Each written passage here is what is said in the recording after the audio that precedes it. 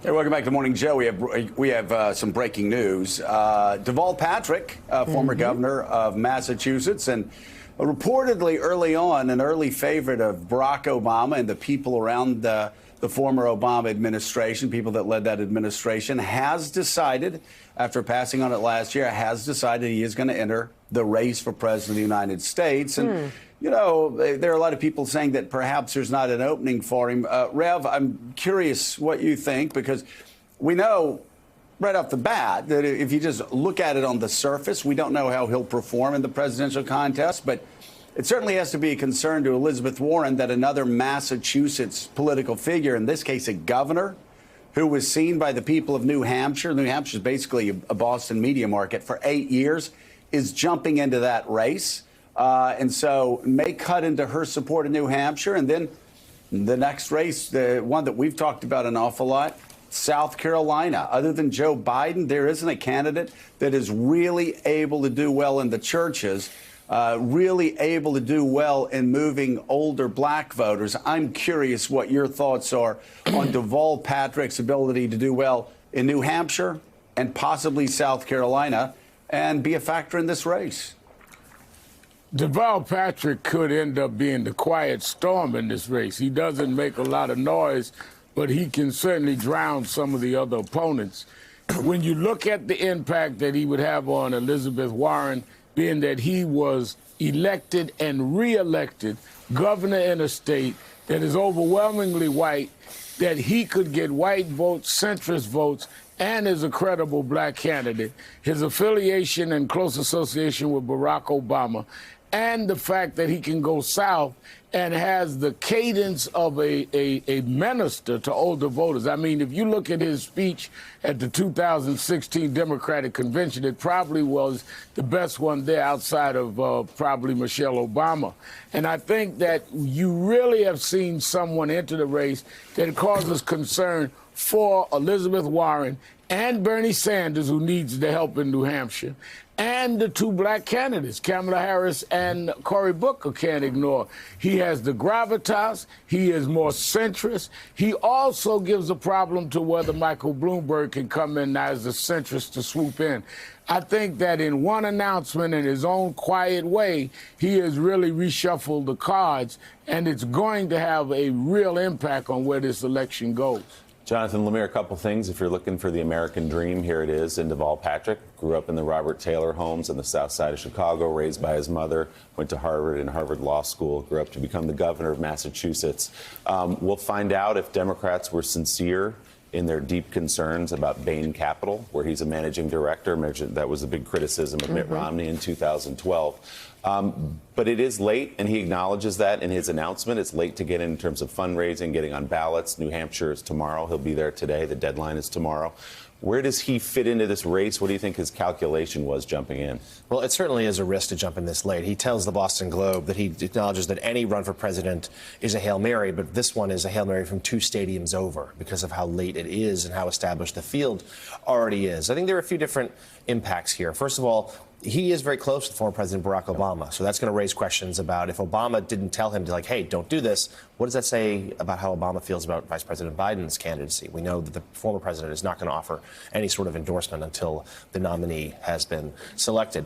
This also raises questions about Cory Booker, sort of a business-friendly moderate who could play well potentially with African-American voters. It's another sign that his campaign has not really taken off just yet, despite the fact that he is well-organized in Iowa and is hoping to do well there. It also represents a real difference in what we're seeing from former New York City Mayor Michael Bloomberg as he considers his race. Now, he has not officially jumped in yet. Patrick is going to today. But Patrick's saying he's going to play in the early states. He's going to New Hampshire today. He's going to South Carolina. He's going to Iowa. Bloomberg, meanwhile, his aides have sort of let it be known that were he to jump in, he's going to skip all that he's going to use his finances, he's going to use his sort of basically unlimited wealth to play in some of the big states later on. He's going to skip the first 4, play in California, play in the Super Tuesday states, and try to make an impact there. I mean, Patrick is certainly a long shot. He does have, there's some ripple effects here for some other candidates, perhaps. But at the 11th hour like this, and again, we keep going back to the idea that Democratic voters keep telling us they're not looking for the field to expand. They're looking for it to shrink, that they're frustrated by how many candidates are still in this race. And I'm not sure there's going to be an appetite necessarily for Deval Patrick, despite, as you say, an impressive resume and great American story. So, Joe, Deval Patrick has been an analyst in recent months for CBS News, and he's been on television critical of Joe Biden, which goes to Jonathan's point. Interesting in sort of Obama world, Obama administration officials and aides love Joe Biden. They also love Deval Patrick. It'll be interesting to see how many people from the Obama years sort of gravitate toward Deval Patrick when many of them are on the side of Joe Biden right now.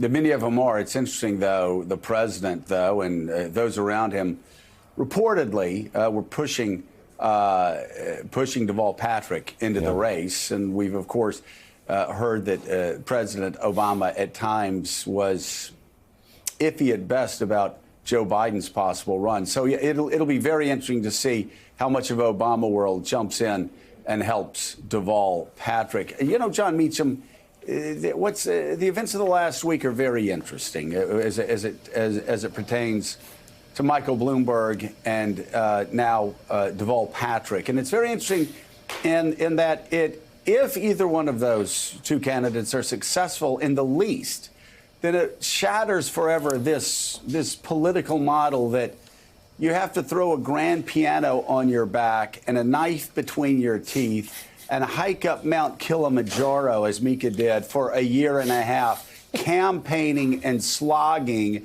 and basically just killing yourself so you can put your stakes down in Iowa and New Hampshire. The math never really made any sense.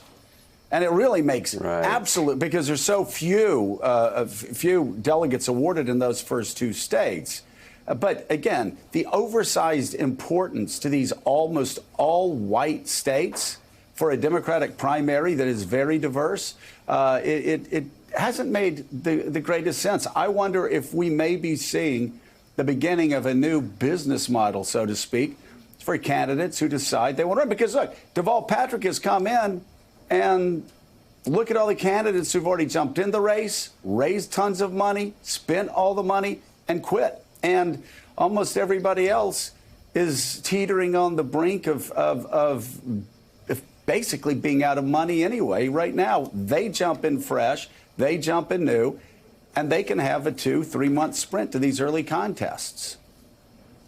Yeah, it's about a 45-year model, and not many things last that long. 1976, Governor Carter really makes the Iowa caucuses into what they are now. It was followed quickly on. James Baker and George H.W. Bush studied that model as they went back to Houston after the Ford administration and planned a kind of it's hard to use the word George Bush and insurgent in the same sentence, but he was running an insurgent campaign against Ronald Reagan, who was the putative front runner, surprises him in Iowa, and got, as only George H.W. Bush could say, he got the Big Mo, which didn't last. Big Mo didn't make it through to New Hampshire, but you know the model there was right. You surprised and you moved to Iowa for X months. You went to all the counties. You won. You were in this analog universe because you got on the covers of Time and Newsweek and U.S. News and World Report, and you know David Broder and everybody discovered you and wrote big pieces, and suddenly you were kind of anointed as a first-ranked person. We're entirely disintermediated from that universe now.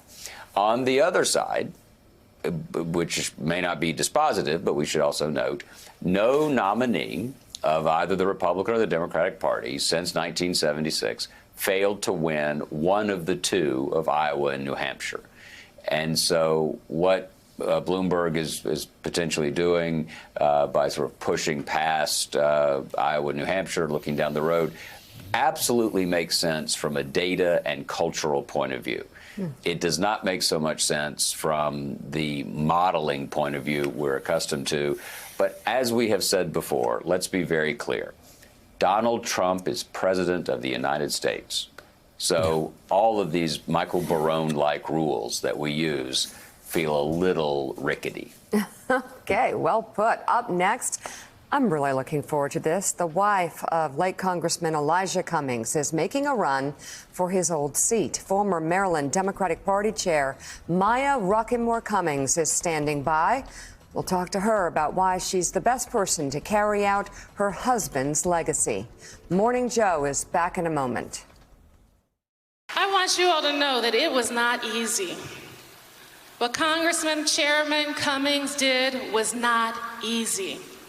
And it got infinitely more difficult in the last months of his life when he sustained personal attacks and attacks on his beloved city.